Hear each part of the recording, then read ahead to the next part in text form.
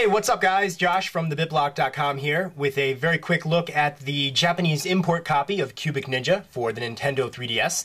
This game just came out in Japan yesterday, April 7th, 2011, and it's going to be making its way to North America, Europe, and Australia later on this year. It's going to be published by Ubisoft when it releases in the western side of the world. So I've played the game for about an hour, and it's pretty cool. It's definitely very unique. And I figured we would do a very casual little bonus video here where I show you around a couple of the stages. In case you don't already know, Cubic Ninja is a kind of a puzzle game. I guess I would say it's a puzzle game. And you have to guide this cute little ninja guy through stages and avoid obstacles. And you do that with the motion controls of the Nintendo 3DS. That's definitely the primary way they want you to play. However, you can also use basic controls, which are, you know, they work, but it's definitely not the way you'd want to play it.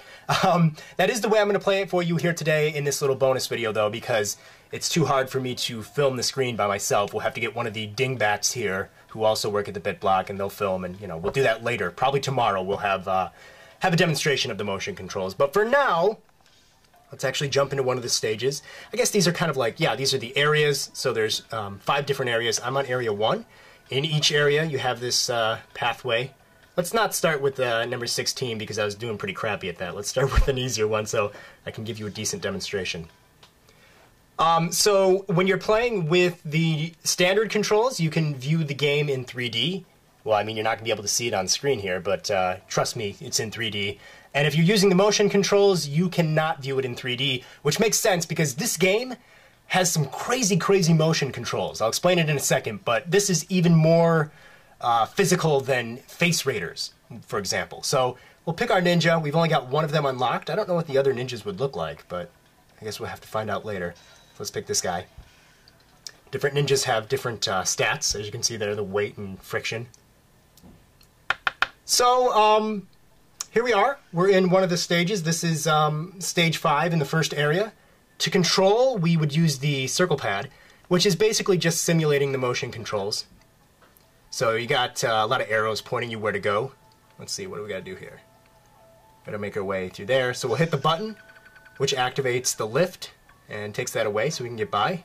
Got another button down here. We can get up here. Last button, which opened up that.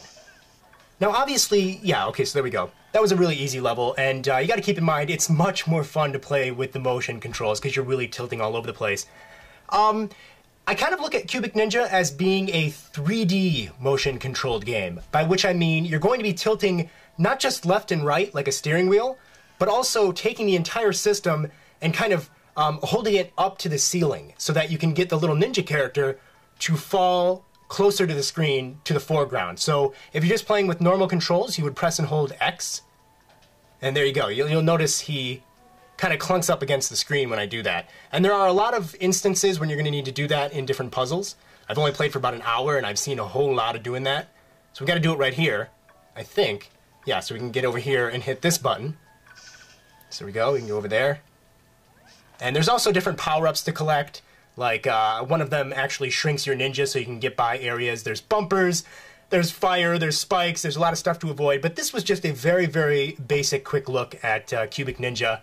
And so far, I'm really liking it. I've only played it for about an hour. But it's definitely a unique game so far. And you can also build your own levels, and it seems like there's a whole lot of content here. So we will get back to you a little bit later with more on Cubic Ninja. In the meantime, stay tuned to thebitblock.com. We will have a full review and more gameplay of the game, you know, later on in the week. I'll see you guys later.